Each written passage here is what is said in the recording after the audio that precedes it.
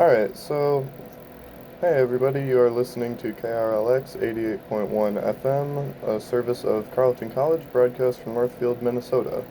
You can listen online or chat with the DJs at krlx.org, and you can reach us in the studio at 507-222-4127. However, I would not recommend it because I still do not know how to operate the phones. Thank you so much, and welcome back, everyone. My name is Connor, and this is the Insomniac Variety Hour, your one-stop shop for hot takes with hotter people. And for the first time ever, the show has guests, is what I would say if, for the first time, the show had guests. Alas, maybe next week. Anyway, since Jeff Bezos hasn't sent me a cease and desist or drone strike my residence hall yet, I'm back for round 2 on the airwaves, and better than ever. And now, per tradition, here's some fire heat to cover for me while I finish setting up my stuff and eat some raw spaghetti. However, I also need to continue talking to not violate any regulations while I look up music. So, today is very cold, and that is not okay. I prefer it to be around 20 to 30 degrees, and right now it feels significantly lower than that. For the Taliban's transition to competent governance, but like most things in life, it was more complicated than I initially anticipated. Therefore, this week's going to be a bit lighter. I apologize, it was a severe lapse in judgment, and it won't happen again. I know I said that last time, but this time it's for real, I swear. And with that, let's jump into it. And first, a bit of pretext. As a man very liberally gifted a platform, I have little interest in punching down with my jokes. I just think it's not exceptionally appealing, and unless they're real funny, making fun of people who stand lower on the social ladder than you often comes off as distasteful. We here at the Insomniac Hour like to keep things classy, and therefore prefer to keep our blows angled between 0 and 180 degrees. Oh, I thought the phone went off for a moment, but looks like it didn't. My bad. Alright. And it's not like there aren't solid punching bags out there. It seems like the ruling class just loves opening themselves up to a wicked uppercut from time to time. And that being said, let's get into it. Tonight's topic is the man, the myth, the nightmare of all human libtards, Ben Shapiro. Known online for annihilating them with facts and logic, he has arguably the most smackable face of any man on the planet. And before I get into it, some could say, Connor, you can't bully a Jewish lad, that's oppression. But I have a man bun in the Midwest, so we've both got some odd-looking fibers secured to the back of our heads, and for my purposes, I'll call it even on that front. Plus, he's a millionaire, so it's all good. Now, Mr. Shapiro makes a living on politics, serving as the editor and contributor to a number of journalism outlets, and he gives such informed opinions on Twitter as, "Let it be known that the best thing on Disney Plus is their catalog of Lego Star Wars material. This is, as per the experts, my 6-year-old and 3-year-old. So at least we know he can raise children with good taste, but I digress. Our pal Benjamin was born in the year of our Lord and Savior, George Orwell, 1984, in Los Angeles. He had a very clear aptitude for politics even at a young age and became the nation's youngest syndicated columnist at the ripe old age of 17. He now writes for Creators Syndicate and Newsweek, as well as appearing in content and working as the editor-in-chief for The Daily Wire, a conservative outlet he personally founded. He's also published 10 books and hosts a live radio show and podcast by the name of The Ben Shapiro Show. The man may not be a beacon of humility, but his beliefs are truly and strongly held, if his personality is anything to go by. Now, despite all his other achievements, the lad is mostly known online for his public speaking gigs, the highlights from which typically end up on the Daily Wire's YouTube page with such descriptive titles as Ben Shapiro rips pro-choice student at Berkeley, Ben Shapiro destroys transgenderism and pro-abortion argument, and awesome, Ben Shapiro torches arrogant leftist in epic battle over abortion. There's some of the highlights. And let me say, Benjamin, that I believe you're calling the kettle a bit darker than gray with that last one, seeing as it's likely you that's responsible for titling these videos and portraying yourself as a demon-battling messiah. And that's where my primary issues with the man lie, his speaking engagements at universities that he's become so famous for. If one would watch his most popular videos from these events, he has a very simple strategy. Get up on a chapel stage, list off his controversial opinions, and wait for his first blue-haired social justice warrior victim to step into the ring. The man's not dumb by any means. He graduated from Harvard Law School, so obviously he's pretty much mastered the art of the debate.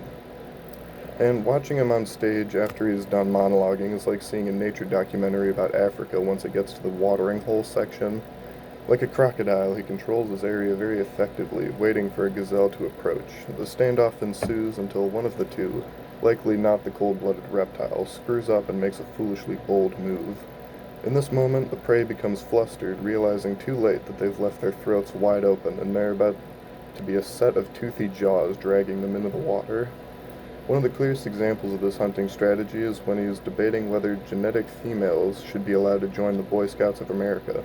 He opened himself up to questions and debate, and the mic was promptly nabbed by a young lass who felt strongly that there should be no separation based on biological sex, a stance that I largely agree with. Like it says in Brown versus the Board of Education, I think I sort of ran out of time before I could find the source on this one.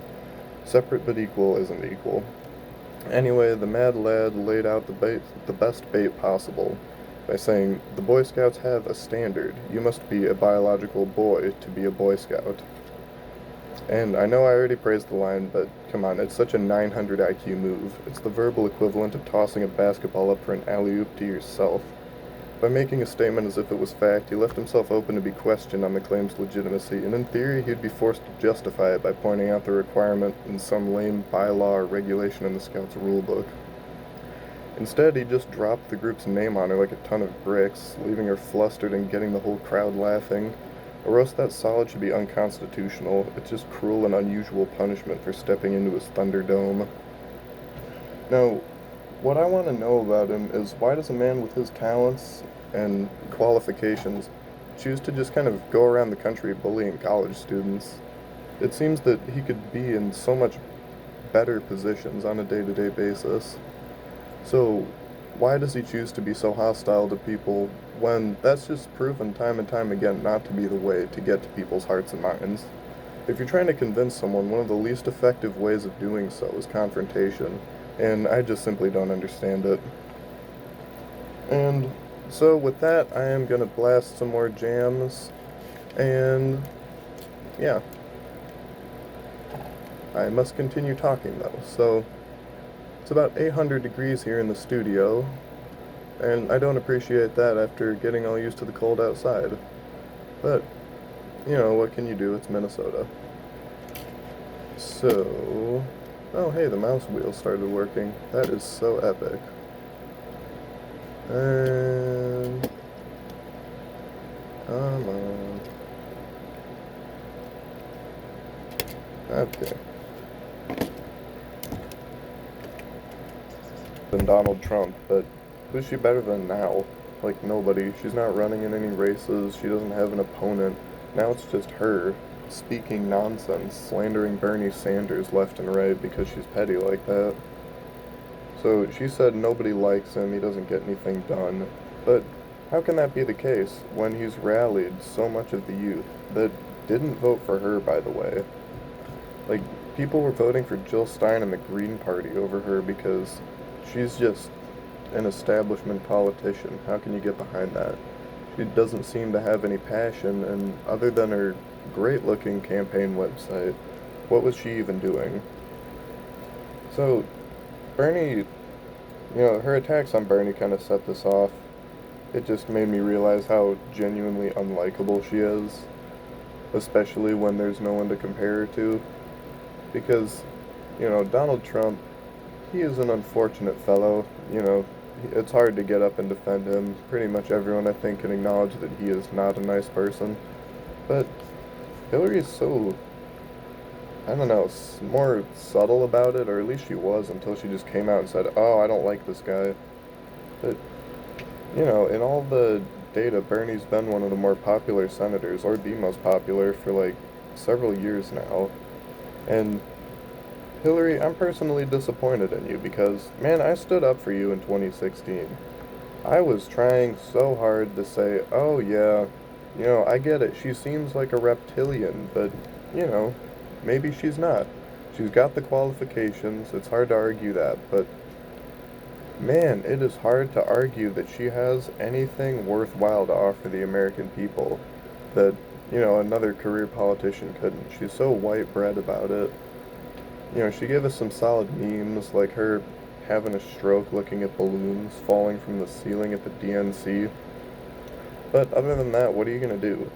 And I'm starting to question her intelligence, too. Or maybe she just doesn't even care because she's a boomer and she'll be dead long before climate change kills us all. So, how do you talk so negatively about someone in your own party who's pulling in numbers, getting young voters who haven't been out before, and you just come out and say, oh yeah, this old dude, he's scum, nobody likes him. But supposedly he's pushing an agenda that you're in favor of. So even if he personally made you look like a fool in 2016, shouldn't you be a little bit more selfless than that? Shouldn't you be able to move on a bit? So I don't understand that at all. So I think, maybe she's just kind of decided, screw it. I've ran for president God knows how many times. Bill got impeached or resigned or whatever happened with him. So, her political career is pretty much over, it seems. Maybe she's just deciding to show her true colors in a more primal state now, just attacking her own party's leading candidates. And I can't believe she hasn't gone after Joe Biden in any sort of major public way. Because as much as I enjoyed him as vice president, the memes were solid, God bless, Vice Joe, but he says some weird things, and it just doesn't make sense that he is still somehow the favorite, because he's gonna be just a slightly more charismatic Hillary Clinton. He's kind of an establishment politician. He's significantly more likable, though, and I guess that's, pretty much a low bar to set. If Hillary Clinton's bar was a high jump, it'd be below the ground. But, I don't know. I guess we'll see. I think she's probably just mad that she's not relevant anymore. I mean, even Donald Trump seems to have stopped harassing her retroactively, so I don't know. I guess we'll see. I'd like to see the absolute fit she'd throw if Bernie got the nomination, without any sort of tampering or shady business. But I don't know. We'll see. We'll do a follow-up on this. Alright, so now we're playing more bangers, so I can eat more raw spaghetti. You think I'm joking, but I'm not.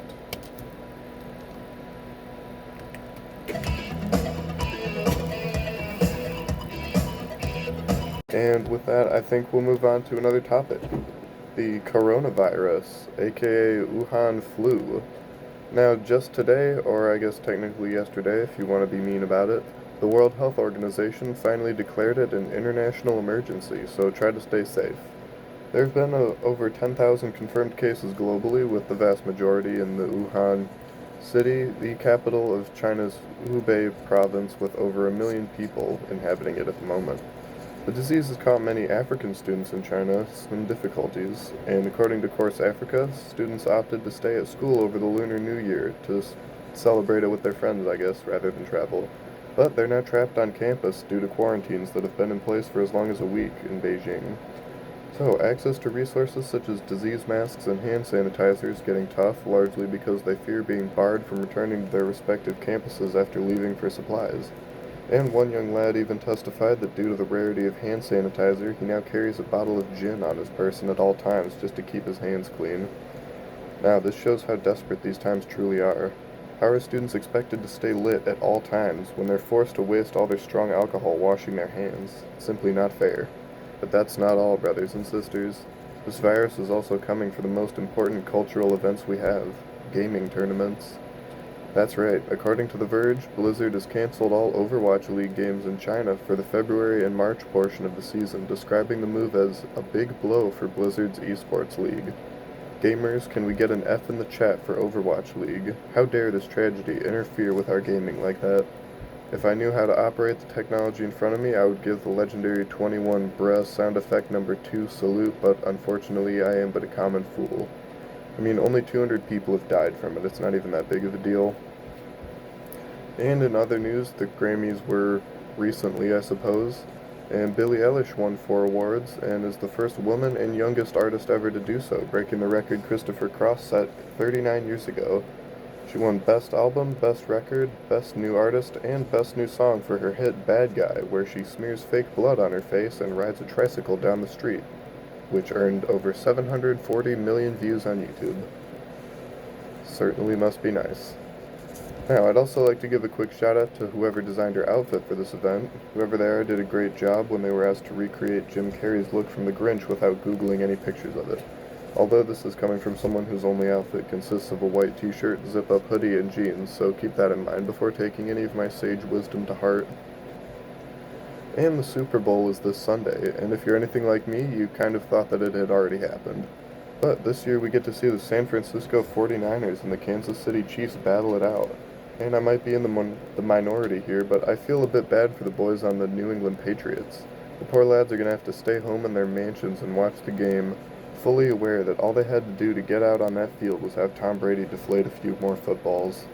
Truly a modern tragedy that Tom won't get a seventh ring, but I suppose six will do for now.